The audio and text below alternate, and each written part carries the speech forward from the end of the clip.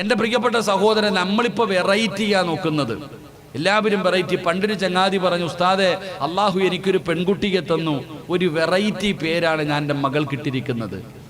ഒരു വെറൈറ്റി പേരാണ് എൻ്റെ മകൾക്കിട്ടിരിക്കുന്നത്. അപ്പൊ എന്താ പേര്? ഫാത്തിമ നിഫാസ്. നല്ല പേര്. ഒരു വാപ്പ തൻ്റെ മകൾക്കിട്ടിരിക്കുന്ന പേര് ഫാത്തിമ നിഫാസ്. ഫാത്തിമ എന്ന് പറഞ്ഞാൽ നബിതങ്ങളുടെ മകളുടെ പേര്, നിഫാസ് എന്ന് പറഞ്ഞാൽ പ്രസവ രക്തമൊന്നും. നീ ഹൈലൊന്നും കൂടെ ഇട്ടാൽ മതിയല്ലോ ഒന്നിന്.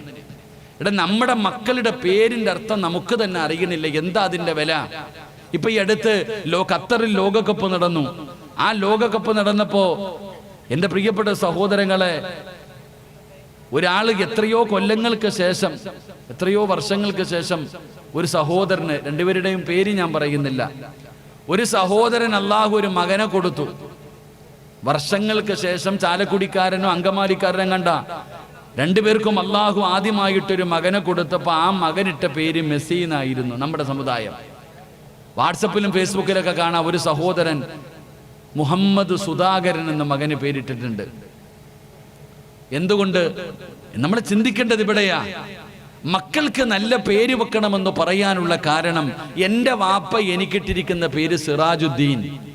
എടോ, ഈ ലോകത്ത് കോടാനുകോടി പ്രാവശ്യം എത്രയോ ആൾക്കാർ എന്നെ വിളിക്കുന്നത് ദീനിന്റെ വിളക്കെന്ന.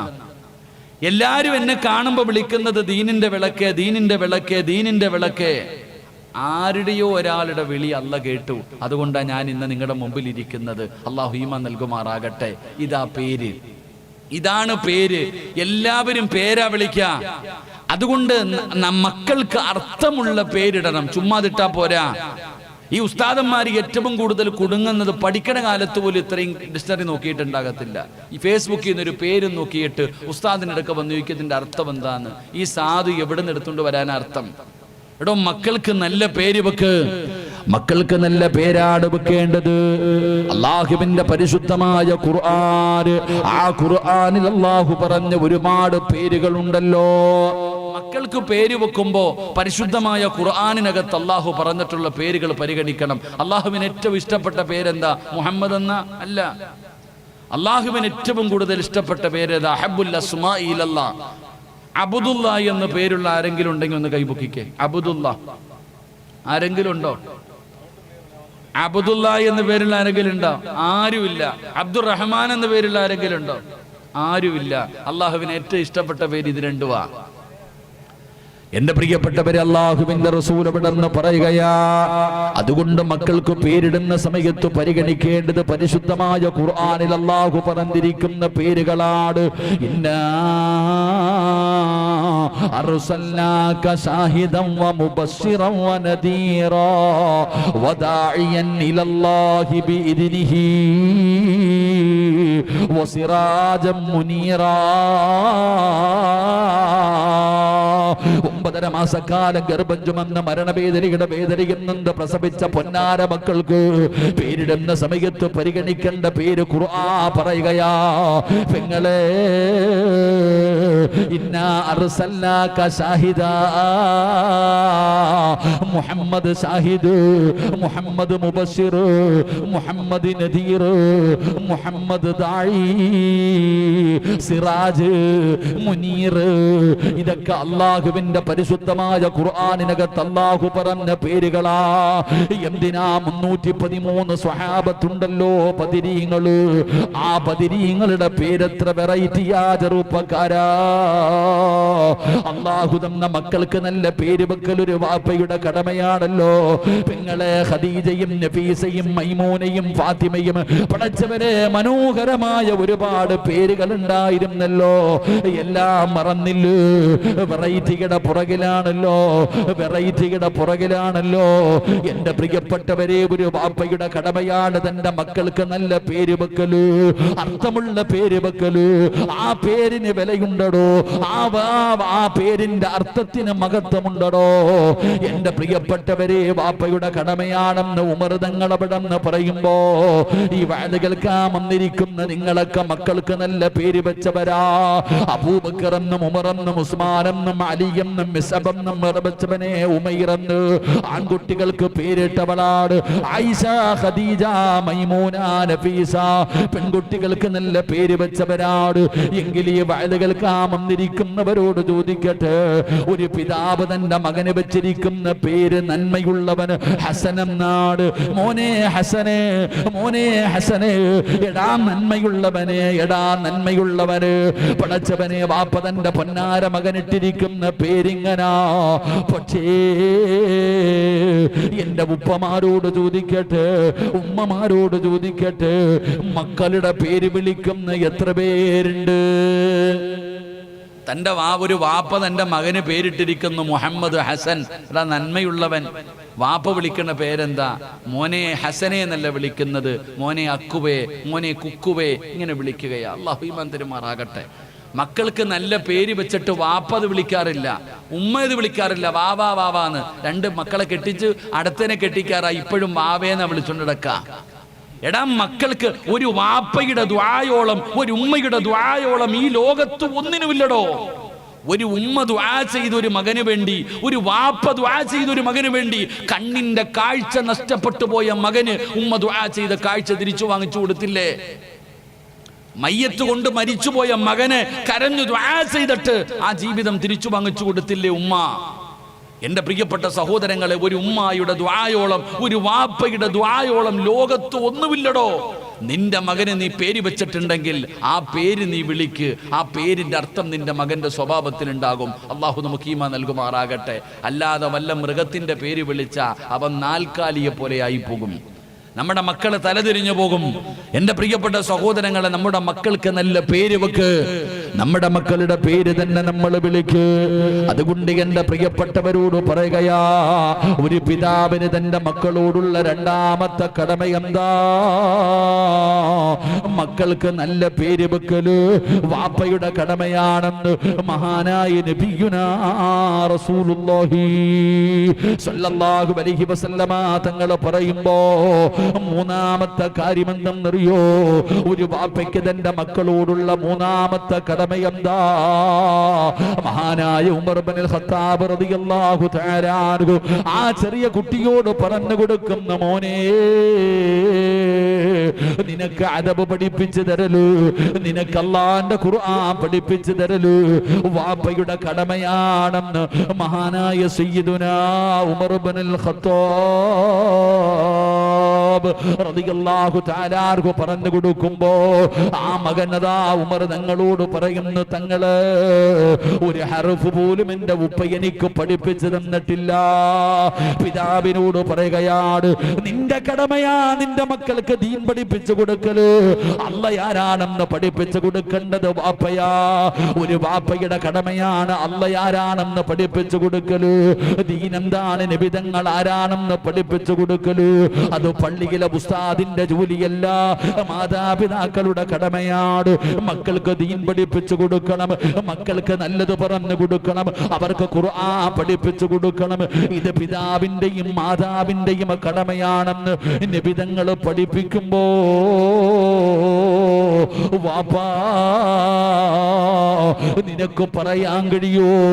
നിന്റെ മക്കൾക്ക് അദബ് പഠിപ്പിച്ചു കൊടുത്തിട്ടുണ്ട്, ഉസ്താദേ ദീൻ പഠിപ്പിച്ചു കൊടുത്തിട്ടുണ്ട്, അല്ലാഹ് ആരാണെന്ന് പഠിപ്പിച്ചു കൊടുത്തിട്ടുണ്ട് എന്ന് പറയാനുള്ള ധൈര്യം ഏത് വാപ്പയ്ക്കാവുള്ളത്, ഏത് ഉമ്മയ്ക്കാവുള്ളത്?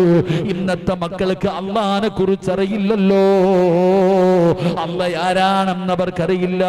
അങ്ങനെ അറിയുമായിരുന്നെങ്കിൽ നിന്റെ മക്കള് തൂങ്ങിച്ചാകില്ലായിരുന്നോ? പരീക്ഷയ്ക്ക് തോറ്റതിന്റെ പേരിൽ ആത്മഹത്യ ചെയ്യില്ലായിരുന്നു.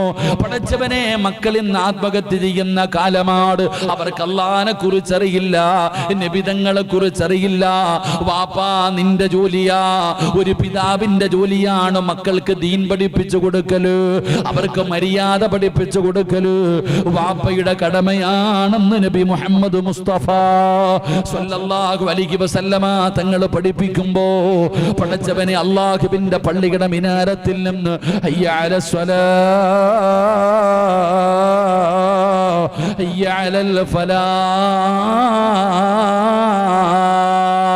5 നേരം അല്ലാഹുവിന്റെ പള്ളിയുടെ മിനാരത്തിൽ നിന്ന് ബാങ്ക് വിളിക്കുമ്പോ വാപ്പാ നിസ്കരിപ്പിക്കേണ്ടത് നിന്റെ കടമയല്ലേ, അത് നിന്റെ ബാധ്യതയല്ലേ, നിന്റെ മക്കളെ നിസ്കരിപ്പിക്കണമല്ലോ.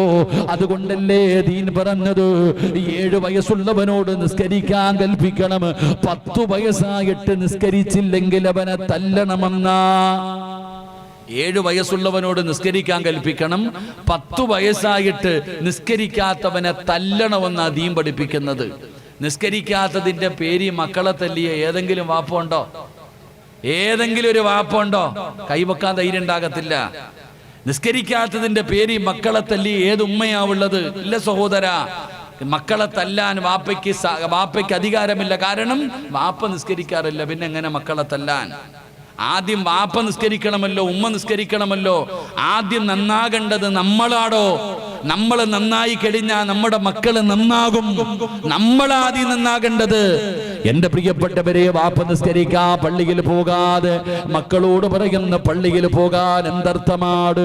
ഉമ്മ പടച്ചവനെ നിസ്കരിക്കുന്നില്ല, ഖുർആൻ ഓതുന്നില്ല, മക്കളോട് പറയുന്ന നന്നാകാൻ എങ്ങനാ പെങ്ങള്?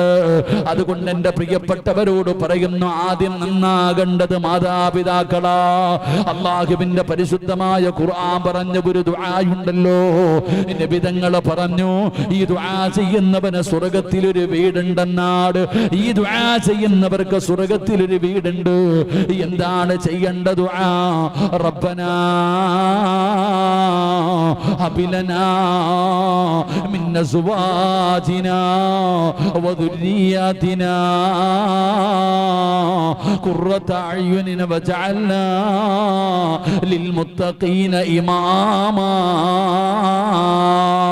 ഒരു വാപ്പ ദുആ ചെയ്യണമല്ലോ, ഒരു വാപ്പ ദുആ ചെയ്യണമല്ലോ. എന്താണ് ദുആ ചെയ്യേണ്ടത്? റബ്ബനാ ഹബിലനാ മിൻ അസ്വാജിനാ വദുരിയാതിനാ ഖുർറത അയ്യുനിൻ. അല്ലാഹ്,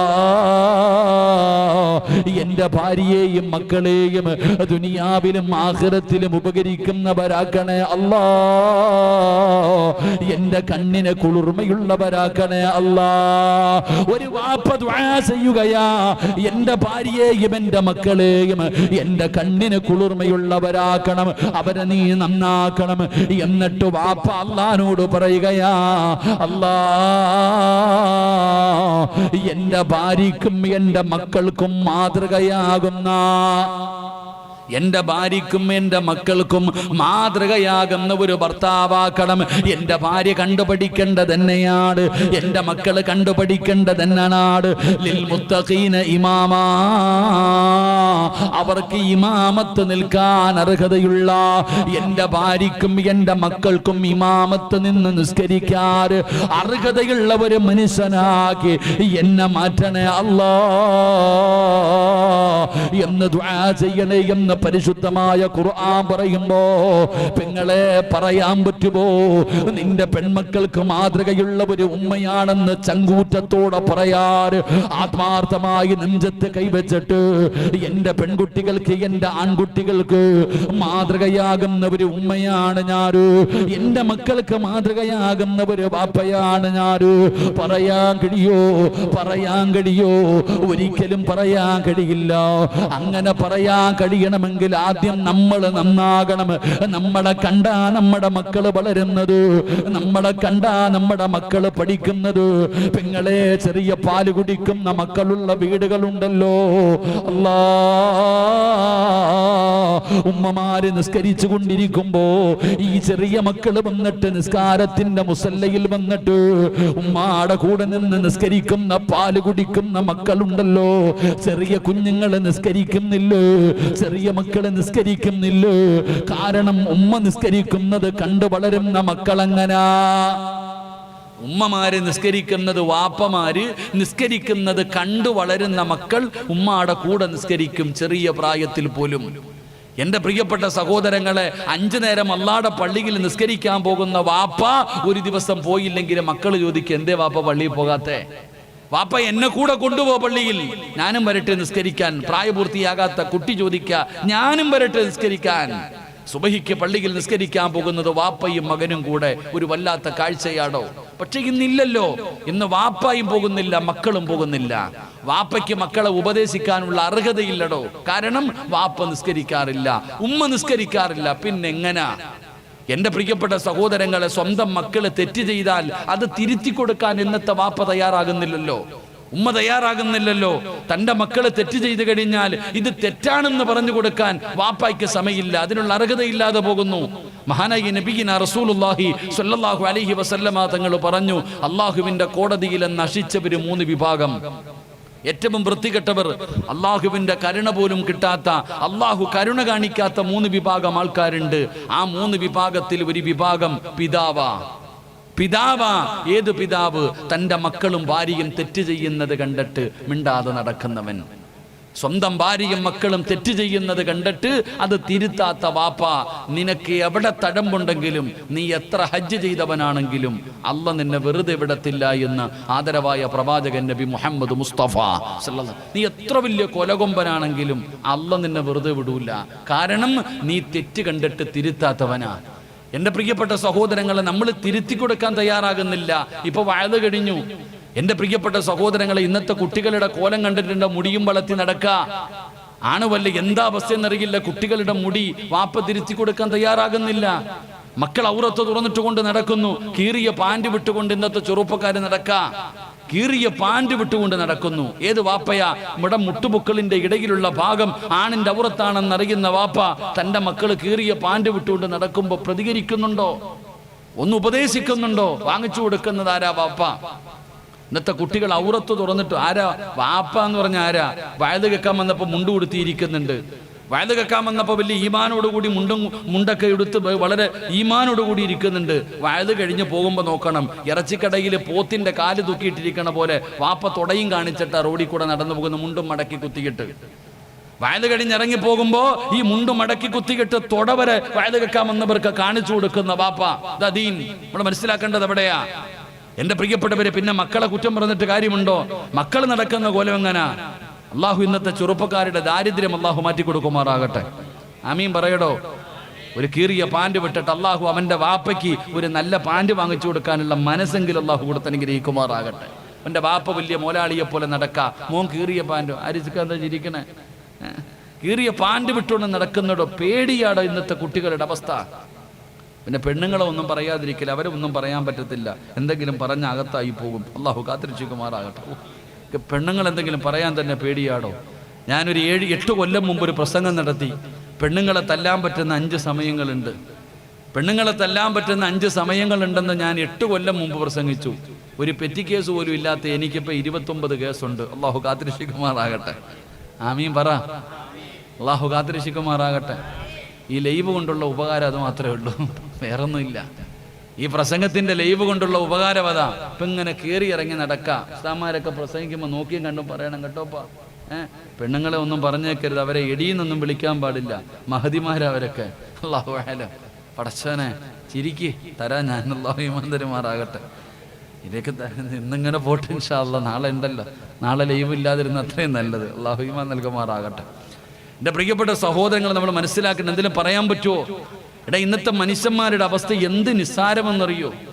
വാപ്പയും ഉമ്മയും ചിന്തിക്കേണ്ടത്, ഇപ്പൊ ഈ ഇരിക്കുന്ന പെണ്ണുങ്ങളോ ആൺകുട്ടികളൊക്കെ പെണ്ണുങ്ങളൊക്കെ, എടാ ഇന്നത്തെ കുട്ടികൾ രാത്രിയായ സായിപ്പിന്റെ നിക്കറിട്ടുണ്ട് അടക്കല്ലേ? കള്ളമുണ്ടെന്ന് പറഞ്ഞു നോക്കിയേ, എല്ലാം ഇത്രയുള്ള നിക്കറ് വിട്ടിട്ട് വെളിയിറങ്ങും. വീട്ടിൽ നടക്ക. ഈ ഇരിക്കുന്ന പെൺകുട്ടികൾ വീട്ടിൽ ചെന്ന് കഴിഞ്ഞാൽ നൈറ്റ് ഡ്രസ് പോലും തോറ്റുപോകുന്ന വസ്ത്രം ധരിച്ചുകൊണ്ട് നടക്ക. ആരുടെ മുമ്പിലൂടെ? പ്രായപൂർത്തിയായ സഹോദരന്റെ മുമ്പിലൂടെ. ജ്യേഷ്ഠൻ അനുജ പ്രായപൂർത്തിയായ പെങ്ങളുടെ മുമ്പിലൂടെ നിക്കറിട്ടുകൊണ്ട് നടക്ക. ഇത് വാപ്പ തെറ്റാണെന്ന് പറഞ്ഞു കൊടുക്കുന്നില്ല. ഇത് വാപ്പ തെറ്റാണെന്ന് പറയുന്നില്ല, ഉമ്മ തെറ്റാണെന്ന് പറയുന്നില്ല. ഇത് പറയുമ്പോൾ നിങ്ങൾ ചോദിക്കും, ഉസ്താദെ കൂടപ്പുറപ്പുകളല്ലേ, അവർക്കിപ്പോ എന്താ അങ്ങനെ എന്താ കൂടപ്പുറപ്പിനെ കാണാൻ പറ്റുമെന്ന് ആരാ പഠിപ്പിച്ചത് നിനക്ക്? എടാ, ഒരു സഹോദരന് സഹോദരിയുടെ ഔറത്ത് കാണാൻ പറ്റുമോ? ഒരു സഹോദരിക്ക് സഹോദരന്റെ ഔറത്ത് കാണാൻ പറ്റും. എന്തിനാ നിന്റെ ഉമ്മയുടെ ഔറത്തിന് കാണാൻ പറ്റുമോ? ഞാൻ ചോദിക്കുന്ന അവിടെ, ഒരു ഉമ്മയുടെ ഔറത്ത് മകന് കാണാൻ പറ്റുമോ? ഒരു വാപ്പയുടെ ഔറത്ത് മകൾക്ക് കാണാൻ പറ്റുമോ? നീ എന്താ വിചാരിച്ച മക്കള് നേരെയാകുന്ന ആരാ നിനക്ക് പഠിപ്പിച്ചെന്നേ? മക്കളെ വളർത്തേണ്ടത് എങ്ങനെന്നറിയോ? സെക്സ് പടം ഒരുമിച്ചിരുന്ന് കാണുന്ന വാപ്പായും ഉമ്മായില്ലേ? വാപ്പായും ഉമ്മായും കൂടപ്പുറപ്പുകൾ ഒരുമിച്ചിരുന്നിട്ട് കെട്ടിപ്പിടിച്ച് അരപ്പാവാടയിട്ട് ആടുന്നത് കാണുന്ന കാലമല്ലേ? മക്കള് നന്നാകുന്ന എങ്ങനാ? നിനക്കറിയോ അല്ലാന്റെ ഖുർആൻ എന്താ പറഞ്ഞെന്ന്? അള്ളാന്റെ ഖുർആൻ പറഞ്ഞെന്തെന്നറിയോ? 3 സമയങ്ങളിൽ 10 വയസ്സിന് താഴെ പ്രായമുള്ള മക്കള് വാപ്പാടെ ഉമ്മാടെയും റൂമിനകത്ത് കയറണമെങ്കിൽ അനുവാദം ചോദിക്കണം. 10 വയസ്സിന് താഴെ പ്രായമുള്ള മക്കള് മാതാപിതാക്കളുടെ ബെഡ്റൂമിൽ കയറണമെങ്കിൽ അനുവാദം ചോദിക്കണം 3 സമയം. ഞാൻ പറഞ്ഞതല്ല, അല്ല പറഞ്ഞതാ. ഉസ്താദന്മാരോട് ചോദിച്ചു നോക്ക്. ഖുർആൻ പറയുന്ന 3 സമയങ്ങളിൽ വാപ്പാടെയും ഉമ്മാടെയും ബെഡ്റൂമിനകത്ത് കയറണമെങ്കിൽ മക്കൾ അനുവാദം ചോദിച്ചിട്ട് കയറണം. എപ്പോഴാ 3 സമയം? 1 വെളുപ്പാങ്കാലം, സുബഹിക്ക് മുമ്പുള്ള സമയം. 2 ഉച്ചയ്ക്ക് ഭക്ഷണം കഴിച്ചിട്ട് കിടക്കുന്ന സമയം. 3 രാത്രിയിൽ. ഈ 3 സമയങ്ങളിൽ മക്കൾ ഓടിച്ചെല്ലരുത് ഉമ്മാടെ റൂമിൽ, വാപ്പാടെ റൂമിൽ. മാതാപിതാക്കളുടെ റൂമിന്റെ മുമ്പിൽ പോയിട്ട് അനുവാദം ചോദിക്കണം, ഞാൻ കയറി വരട്ടെ. ആര്? 55 വയസ്സുകാരനല്ല, 10 വയസ്സിന്റെ താഴെ പ്രായമുള്ള മക്കൾ. എന്തുകൊണ്ട് ഈ 3 സമയങ്ങളിൽ അനുവാദം ചോദിക്കേണ്ട കാര്യം എന്താ? അനുവാദം ചോദിക്കാതെ കയറരുത് മക്കൾ. ഞാൻ പറഞ്ഞതല്ല, അല്ല പറഞ്ഞതാ. എന്തേ കാരണം? ഈ 3 സമയത്തിന്റെ പ്രത്യേകത എന്താ? ഒരു ഉദാഹരണം പെട്ടെന്ന് മനസ്സിലാകാൻ ഞാൻ പറയാം. ഈ ആണുങ്ങളൊക്കെ രാത്രി കിടക്കുമ്പോൾ ഒരു മുണ്ടുടുത്തിട്ട് കിടന്നുറങ്ങും. നമ്മളൊക്കെ രാത്രി ഉറങ്ങുന്ന സമയത്ത് ഒരു മുണ്ടുടുത്തിട്ടാണ് കിടന്നുറങ്ങുന്നത്. വെളുപ്പാങ്കാലം 4 മണിക്ക് അല്ലെങ്കിൽ 5 മണിക്ക് ഉറക്കത്തിൽ നിന്ന് ചാടി എഴുന്നേക്കും. ആദ്യം തിരയേണ്ടത് ഈ ഉടുത്ത മുണ്ട. അല്ലാഹു ഈമാൻ തരുമാറാകട്ടെ. എന്തേ ആമിന എന്റെ മുണ്ടതോ കട്ടിലിനടി കിടക്കുന്ന മനുഷ്യടുത്തോ? അപ്പൊ നിങ്ങൾ ചിന്തിക്ക്, രാവിലെ 4 മണിക്കോ 5 മണിക്കോ നിന്റെ മക്കളെങ്ങാണ് അനുവാദം ചോദിക്കാതെ റൂമിനകത്ത് കയറി വന്ന കോവളം കടപ്പുറത്ത് സായിപ്പ് കിടക്കണവല്ല വാപ്പ കിടക്കണേ. ഉമ്മാടെ കാര്യം ഞാൻ പറയൂല. അള്ളാഹു കാക്കുമാറാകട്ടെ, അള്ളാഹ് കാക്കുമാറാകട്ടെ. എടാ, ഈ 10 വയസ്സുള്ള ഒരു പയ്യൻ വാപ്പാടെ ഔറത്ത് കണ്ട അവന് വല്ലതും തോന്നുമോ? തോന്നത്തില്ല. 50 വയസ്സുള്ളവന് തോന്നുമോ? തോന്നത്തില്ല. എന്നിട്ടും അല്ല പറഞ്ഞത് കാണണ്ടെന്നാ. സ്വന്തം ഉമ്മാടെ ഔറത്താണെങ്കിലും വാപ്പാടെ ഔറത്താണെങ്കിലും മക്കൾ കാണരുത്. അതാരോടാ പറയുന്നത്? കഥകടച്ചിട്ട് മകളെയും കൊണ്ട് കുളിപ്പരയിൽ കയറിയിട്ട് നഗ്നയായി കുടിക്കുന്ന ഉമ്മയോട്. അല്ലാഹു ഈമാൻ തരുമാറാകട്ടെ, അല്ലാഹു ഈമാൻ തരുമാറാകട്ടെ. നരിച്ചിക്ക് സ്വന്തം ഉമ്മാടെ ഔറത്ത് മക്കൾ കാണരുത്, വാപ്പയുടെ ഔറത്ത് മക്കൾ കാണരുത്. പിന്നല്ലേ ബാക്കിയുള്ളവരുടെ അവസ്ഥ? മക്കളെ വളർത്തേണ്ടത് ഇങ്ങനെ. കാരണം ഈ കൊച്ചുകുട്ടികൾ ഇത് കണ്ടു വളർന്നു കഴിഞ്ഞാൽ ഭാവിയിൽ അത് ദോഷം ചെയ്യും മക്കൾക്ക്. ഇങ്ങനെ വേണം മക്കളെ വളർത്താൻ, ഇങ്ങനെ വേണം കുട്ടികളെ വളർത്താൻ.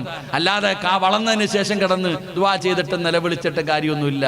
അത് നന്നാക്കാൻ പറ്റേണ്ട സമയത്ത് ചെയ്യണം, അത് നന്നാക്കേണ്ട സമയത്ത് നന്നാക്കണം.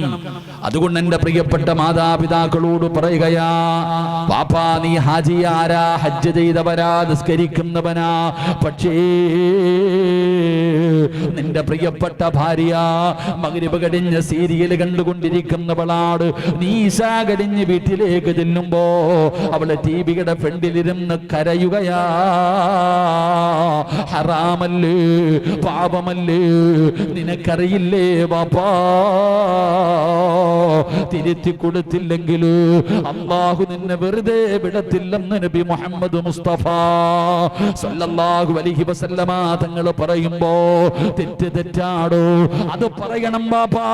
വാപ്പാ, നീ ആണാണല്ലോ, നിന്റെ ഭാര്യക്കും നിന്റെ മക്കൾക്കും ചെലവിന് കൊടുക്കുന്നത് നീയാണല്ലോ. അല്ലാഹു നിന്നെ ഏൽപ്പിച്ചിരിക്കുന്ന അമാനത്താവര്. നിന്റെ ഭാര്യയും നിന്റെ മക്കളും അല്ലാഹു നിന്നെ ഏൽപ്പിച്ചിരിക്കുന്ന അമാനത്താ. നാളെ അതിനെക്കുറിച്ചും അല്ലാഹു നിന്നോട് ചോദിക്കുമെന്നാണ് ഖുർആൻ പറഞ്ഞത്. ഖു അൻഫുസകും വഅഹ്ലീകും നാറാ വഖൂദുഹന്നാസു വൽ ഹിജാറാ. നരകത്തിൽ നിന്ന് നീ ഒറ്റയ്ക്ക് രക്ഷപ്പെടാനല്ല, നീ നിന്റെ ഭാര്യയെ രക്ഷപ്പെടുത്തണേ, നിന്റെ മക്കളെ രക്ഷപ്പെടുത്തണേ, അവരെ കൂടെ സ്വർഗത്തിൽ കൊണ്ടുപോകണേ എന്ന് അല്ലാഹുവിന്റെ പരിശുദ്ധമായ ഖുർആൻ പറയുമ്പോ എന്റെ ഉമ്മമാരോട് പറയുന്ന വാപ്പമാരോട് പറയുകയാ, മക്കളല്ല നന്നാകേണ്ടത്, നാട്ടുകാരല്ല നന്നാകേണ്ടത്, ആദ്യം നന്നാകേണ്ടത് വാപ്പയും ഉമ്മയുമാ. നിങ്ങള് നന്നായാ മക്കള് നന്നാകും ബാപ്പാ, മക്കള് നന്നാകും ഉമ്മ. ഇല്ലെങ്കിൽ നിന്റെ നിന്റെ കുടുംബം തന്നെ തകർന്നു പോവുകയാ. അതുകൊണ്ട് ഉമർ ഇബ്നുൽ ഖത്താബ് റളിയല്ലാഹു തആല അവിടെന്ന് പറയുകയാ, മാതാപിതാക്കൾക്ക് മക്കളോടുള്ള മൂന്നാമത്തെ കടമ അവനാരാ അല്ലാഹയെ കുറിച്ച് പഠിപ്പിച്ചു കൊടുക്കൂ, നബിതങ്ങളെ കുറിച്ച് പഠിപ്പിച്ചു കൊടുക്കൂ, ദീനിന്റെ ശിആറുകൾ പഠിപ്പിച്ചു കൊടുക്കൂ. മക്കളെ കൊണ്ടുവന്ന് പണം കൊടുത്ത് ഏതെങ്കിലും വലിയ സ്കൂളിൽ കൊണ്ടുവിട്ടാ മക്കള് നന്നാകില്ല.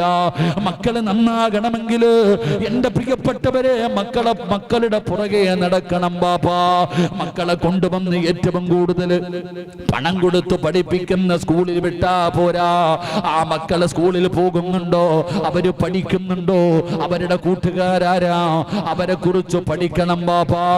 ആ മക്കളുടെ ഏറ്റവും വലിയ കൂട്ടുകാരാരാണെന്ന് നിങ്ങൾ പഠിക്കണേ. കാരണം ഇന്ന് ഏറ്റവും കൂടുതൽ മയക്കുമരുന്നും കഞ്ചാവും ഒക്കെ വിൽക്കുന്നത് സ്കൂളുമായി ബന്ധപ്പെട്ട സ്ഥലങ്ങളിലാ. അതുകൊണ്ട് നിങ്ങളുടെ മക്കളെ ട്യൂഷന് പോകുന്നുണ്ടോ, അവര് കൃത്യസമയം സ്കൂളിൽ എത്തുന്നുണ്ടോ, ഇതിനെ കുറിച്ച് അന്വേഷിക്കണമല്ലോ. അത് മാത്രമല്ല മക്കളോട് സംസാരിക്കണമല്ലോ, അവർക്ക് വേണ്ടി ദുആ ചെയ്യണമല്ലോ. എന്റെ മക്കളെ നന്നാക്കി തരണേ എന്ന് റബ്ബിനോട് ദുആ ചെയ്യണമല്ലോ. അത് മാത്രമല്ല ദീനിന്റെ ശിആറുകൾ നിന്റെ മക്കൾക്ക് പഠിപ്പിച്ചു കൊടുക്കണം ബാപ്പാ.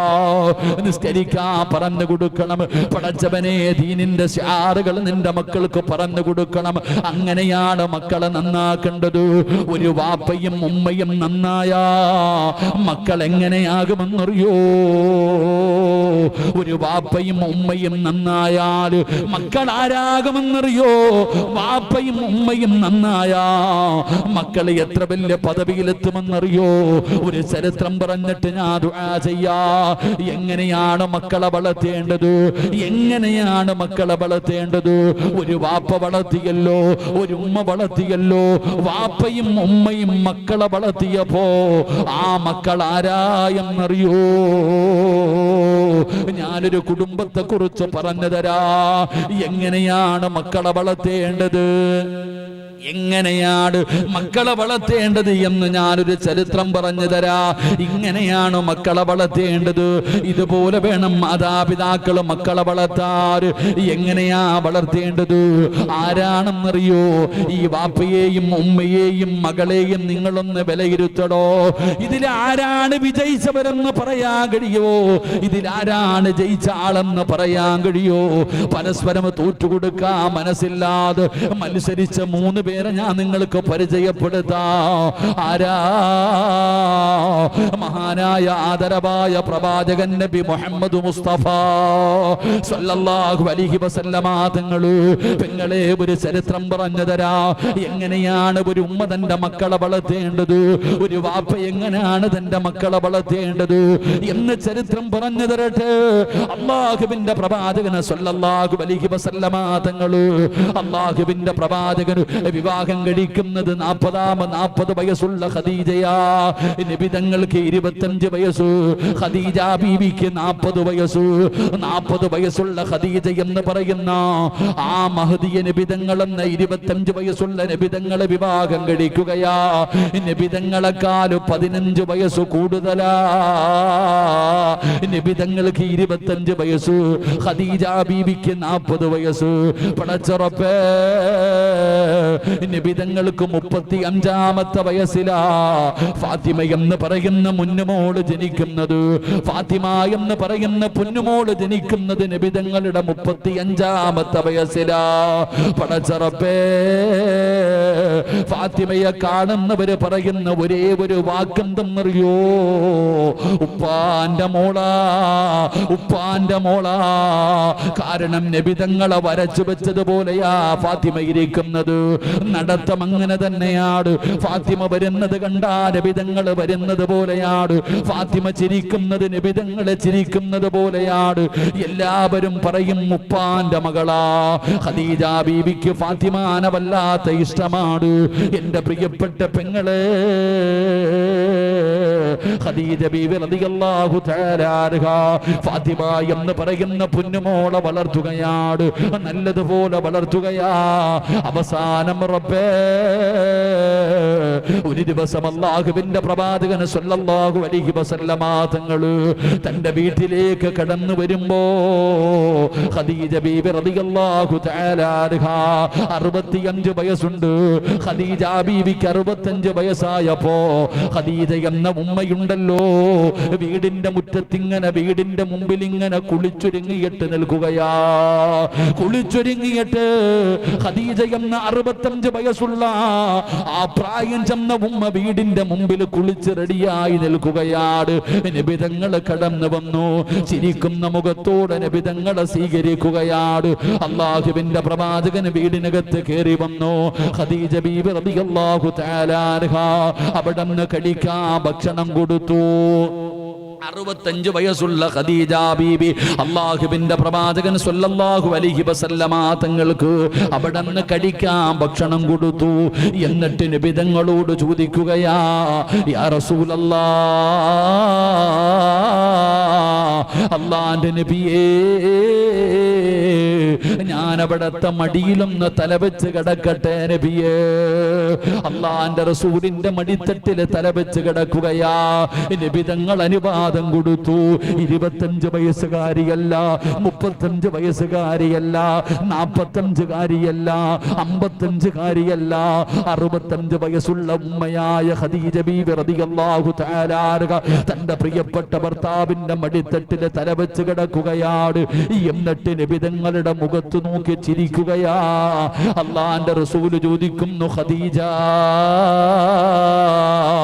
എന്തേ ഖദീജ എന്നെ നോക്കി ചിരിക്കുന്നത് എന്തേ ഖദീജ?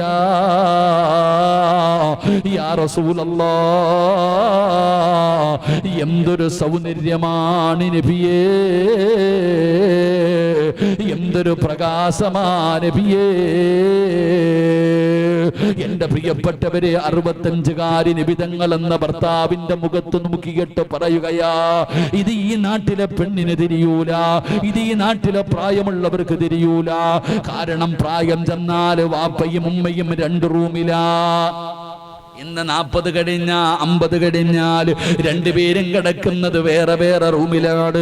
ഒരുമിച്ച് കിടക്കാറില്ലല്ലോ, ഒരുമിച്ച് കിടക്കാറില്ലല്ലോ. ഒരുമിച്ച് കിടക്കേണ്ടത് അപ്പോഴാ വാപ്പാ. പ്രായം ചെല്ലുന്ന സമയത്താണ് നീ നിന്റെ ഭാര്യയുടെ കൂടെ കിടക്കേണ്ടത്. പെങ്ങളെ, വികാരം തീർക്കാൻ മാത്രമല്ല കല്യാണം കഴിക്കേണ്ടത്. പ്രായം ചെന്ന മുടി നരച്ചു പോയ ഭർത്താവിന്റെ കൂടെ കിടക്കേണ്ടത് മരണത്തിന്റെ സമയത്താ, അല്ലാതെ ആരോഗ്യമുള്ള സമയത്ത് മാത്രമല്ല, യുവത്വത്തിന്റെ സമയത്ത് മാത്രമല്ല. 65കാരിയായ ഖദീജ ബീബി റളിയല്ലാഹു തആല അൻഹ നബി തങ്ങൾ എന്ന ഭർത്താവിന്റെ മടിത്തട്ടില് തലവെച്ച് കിടന്നിട്ട് നബി തങ്ങളോട് പറയുന്നു, എന്ത് ഗ്ലാമറാ നബിയേ, എന്ത് സൗന്ദര്യമാ നബിയേ. ഖദീജ, 25 കൊല്ലമായില്ലേ, 25 കൊല്ലമായില്ലേ, 25 വർഷമായിട്ട് കാണുന്നതല്ലേ ഖദീജ? അല്ലാഹുവിന്റെ പ്രവാചകൻ ഖദീജയോട് മറുപടി പറയുകയാ, എന്റെ പ്രിയപ്പെട്ട പെങ്ങള് ഖദീജ ബീബി റളിയല്ലാഹു തആല അൻഹ അല്ലാഹുവിന്റെ പ്രവാചകന്റെ മടിത്തട്ടിൽ കിടന്നിട്ട് നബി തങ്ങളോട് പറയുന്നു, യാ റസൂലല്ലാഹ്, നബിയേ, ഫാത്തിമാനെ നല്ലതുപോലെ നോക്കടേ നബിയേ. ഒരു ഉമ്മയുടെ ആവശ്യമുള്ള സമയമാ, ഒരു ഉമ്മയുടെ സ്നേഹം കിട്ടേണ്ട സമയമാ. ഫാത്തിമാനെ നല്ലതുപോലെ നോക്കണം. എന്റെ പൊന്നുമോളെ തല്ലരുത്, എന്റെ പൊന്നുമോളെ വേദനിപ്പിക്കരുത്. ഖദീജ ബീബി റളിയല്ലാഹു തആല അൻഹ അല്ലാഹുവിന്റെ പ്രവാചകന്റെ മടിത്തട്ടിൽ കിടന്നിട്ട് നബി തങ്ങളോട് പറയുന്നു, യാ റസൂലല്ലാഹ്, നമ്മൾ രണ്ടുപേരും ജീവിക്കാൻ തുടങ്ങിയിട്ട് 25 വർഷമായി നബിയേ. എന്റെ മരണമെടുത്തു നബിയേ, എന്റെ മരണമെടുത്തു നബിയേ. 25 വർഷമായി നമ്മൾ ഒരുമിച്ച് ജീവിക്കുകയാ. എന്റെ ഭാഗത്ത് നിന്ന് എന്തെങ്കിലും ഒരു തെറ്റ് വന്നിട്ടുണ്ടെങ്കിൽ എനിക്ക് പൊരുത്തപ്പെട്ട് തരണേ നബിയേ. 25 വർഷത്തിന്റെ ഇടയിൽ എന്തെങ്കിലും ഒരു പാപം അങ്ങയുടെ മനസ്സ് വേദനിക്കുന്ന എന്തെങ്കിലും ഒരു കാര്യം എന്റെ ഭാഗത്ത് നിന്ന് വന്നു പോയിട്ടുണ്ടെങ്കിൽ എനിക്ക് പൊരുത്തപ്പെട്ടു തരണമെന്ന് പറഞ്ഞുകൊണ്ട് അള്ളാന്റെ റസൂലിനോട് ഖദീജ എന്ന ഭാര്യ അവിടെ നിന്ന് പൊരുത്തം ചോദിക്കുമ്പോ നബി തങ്ങൾ വാപൊത്തുകയാ. ഖദീജ നീ പൊരുത്തം ചോദിക്കല്ലേ ഖദീജ, പറയാനൊരു പരാതിയുമില്ല. പെങ്ങളെ ആരാണ് ഖദീജ എന്നറിയോ? ഖദീജാനെ പോലെ ഒരു പ്രതിഫലം ലോകത്തൊരു പെണ്ണിനും കിട്ടൂല. അല്ലാഹു ഖദീജ ബീബി റളിയല്ലാഹു തആല അൻഹയ്ക്ക് അല്ലാഹു സ്വർഗ്ഗത്തിൽ കൊടുക്കുന്ന പ്രതിഫലം ഖിയാമത്ത് നാൾ വരെയുള്ള ഒരു പെണ്ണിനും കിട്ടൂല. മുത്തുകൊണ്ടുണ്ടാക്കിയ ഒരു കൊട്ടാരമാ ഖദീജക്ക് അല്ലാഹു കൊടുക്കുന്നത്. മുത്തുകൊണ്ടുണ്ടാക്കിയ ഒരു കൊട്ടാരം അല്ലാഹു ഖദീജ ബീവിക്ക് കൊടുക്കും. പെങ്ങള് എന്തിനാണെന്നറിയോ? 25 വർഷം അല്ലാഹുവിന്റെ റസൂലിന്റെ കൂടെ ജീവിച്ചു. 25 കൊല്ലം ജീവിച്ചിട്ട് ഒരിക്കൽ പോലും നബിതങ്ങളുടെ മുമ്പിൽ ശബ്ദമുയർത്തിയിട്ടില്ല. നബിതങ്ങളെക്കാൾ 15 വയസ്സ് കൂടുതലാ ഖദീജയ്ക്ക്. ഒരിക്കൽ പോലും നബിതങ്ങളുടെ മുമ്പിൽ ശബ്ദമുയർത്തി സംസാരിച്ചിട്ടില്ല. ഭർത്താവ് എപ്പോഴും പറയും, നിന്റെ നാവിന് വല്ലാത്ത നീളമാ പടച്ചറബേ. നബി തങ്ങൾ പറയുന്നു, ഖദീജ പരാതിയില്ല, യാത്ര പറയല്ലേ, എന്നെ വിട്ടു പോകുകയാണോ ഖദീജ? ഖദീജ ബീബി പിരിയുന്ന സമയത്ത് നബി തങ്ങൾ കരയുകയാ, അള്ളാന്റെ റസൂല് കരയുകയാ. എനിക്ക് നിന്നെ കുറിച്ചൊരു പരാതിയുമില്ലെന്ന് നബി തങ്ങൾ പറഞ്ഞപ്പോ ഖദീജ ബീബി റളിയല്ലാഹു തആല ചാടി എഴുന്നേൽക്കുകയാണ്. നബി തങ്ങളെ കെട്ടിപ്പിടിച്ചു, അവിടെന്ന് ചുംബനം കൊടുത്തു. എന്നിട്ട് അള്ളാന്റെ റസൂൽ എന്ന ഭർത്താവിന്റെ ചെവിയില് ചുണ്ട് ചേർത്ത് വെച്ചിട്ട് ചോദിക്കുന്നു, യാ റസൂലല്ലാ, 3 ആഗ്രഹമുണ്ട് നബിയെ, സാധിപ്പിച്ചു തരുവോ? ഖദീജയ്ക്ക് 3 ആഗ്രഹമുണ്ട്, സാധിപ്പിച്ചു തരുവോ? നബി തങ്ങൾ ചോദിക്കുന്നു, എന്തേ ഖദീജ? യാ റസൂലല്ലാഹ്,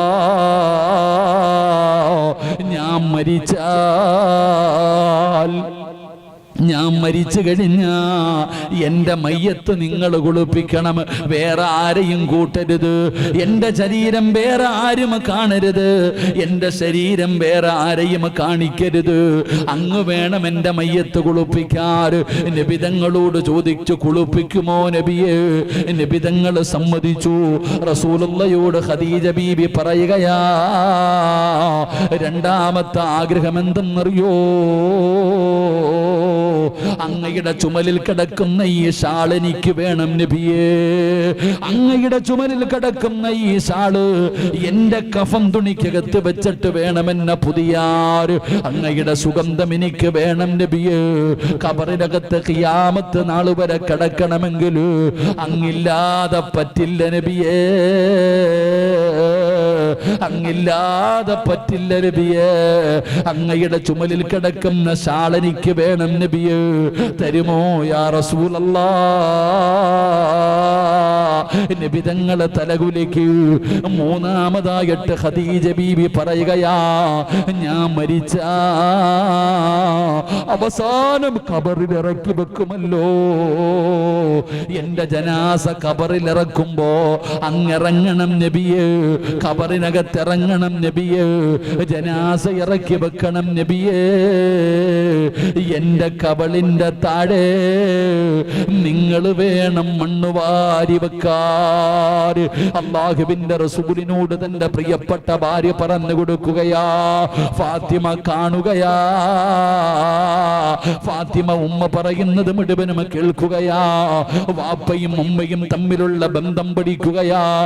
എന്റെ പ്രിയപ്പെട്ട പെങ്ങള്, ഖദീജ ബീബി റളിയല്ലാഹു തആല അവിടുന്ന് മരണപ്പെട്ടു. നബി തങ്ങളാ കുളിപ്പിച്ചത്. ഒരു ഭർത്താവ് തന്നെയാണ് ഭാര്യയുടെ ജനാസ കുളിപ്പിച്ചത്. അല്ലാഹുവിന്റെ റസൂൽ ഖദീജ ബീബി റളിയല്ലാഹു തആല അൻഹയുടെ ജനാസ കുളിപ്പിക്കുകയാ.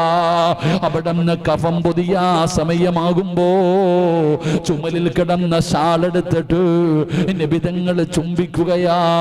നബി തങ്ങൾ ചുംബിക്കുകയാ. ഖദീജ ബീബി റളിയല്ലാഹു തആല അൻഹയുടെ കഫം തുണിക്കകത്ത് വെച്ച് പൊതിയുകയാ. ജനാസ നമസ്കാരം കഴിഞ്ഞു. അല്ലാഹുവിന്റെ പ്രവാചകൻ സ്വല്ലല്ലാഹു അലൈഹി വസല്ലമ തങ്ങൾ ഖദീജ ബീബി റളിയല്ലാഹു തആല അൻഹയുടെ ജനാസ ഖബറിലേക്ക് ഇറക്കുമ്പോ നബി തങ്ങൾ ഇറങ്ങുകയാണ്. നബി തങ്ങൾ ഇറങ്ങുകയാ. ഖബറിനകത്തിറങ്ങി ഖദീജ ബീബി റളിയല്ലാഹു തആല അൻഹയുടെ ജനാസ അവിടുന്ന് നബി തങ്ങൾ വാങ്ങി ഖബറിലേക്ക് ഇറക്കി വെച്ചു. അവിടുന്ന് കെട്ടുകൾ അടിച്ചു മാറ്റി. നബി തങ്ങൾ മണ്ണ് വാരുമ്പോ സുബ്ഹാനല്ലാഹ്, അല്ലാഹുവിന്റെ റസൂലിന്റെ കണ്ണുനീര് ഒഴുകുകയാണ്. താടിരോമത്തിലൂടെ ഖദീജ ബീബിയുടെ കഫം തുണിയുടെ മുകളിലേക്ക് വീഴുകയാ. നബി തങ്ങളാണ് ഖദീജ ബീബിയുടെ കബളിന്റെ താഴെ മണ്ണ് വെച്ച് കൊടുത്തത്. എന്റെ പ്രിയപ്പെട്ടവരെ,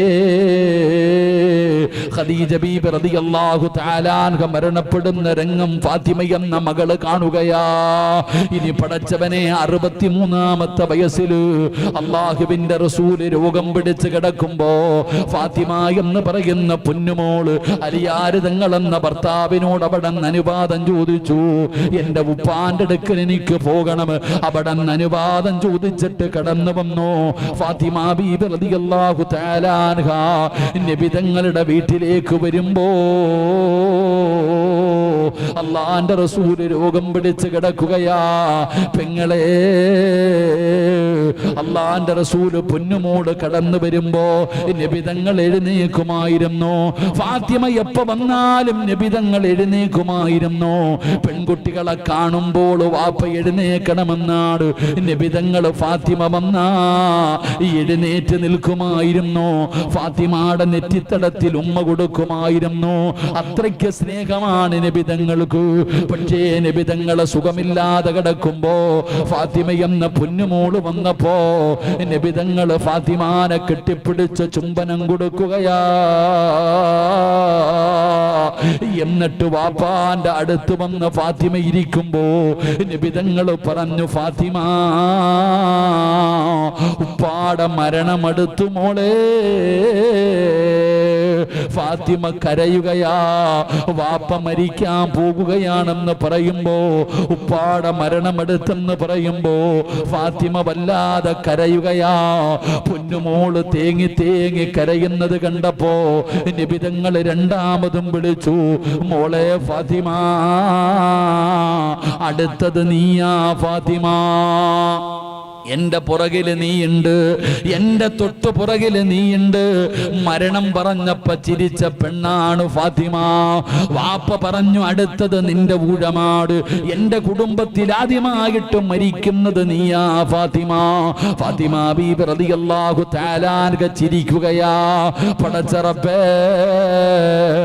നബി തങ്ങൾ ആയിഷ ബീബിയുടെ മടിത്തട്ടിൽ കിടക്കുകയാണ്.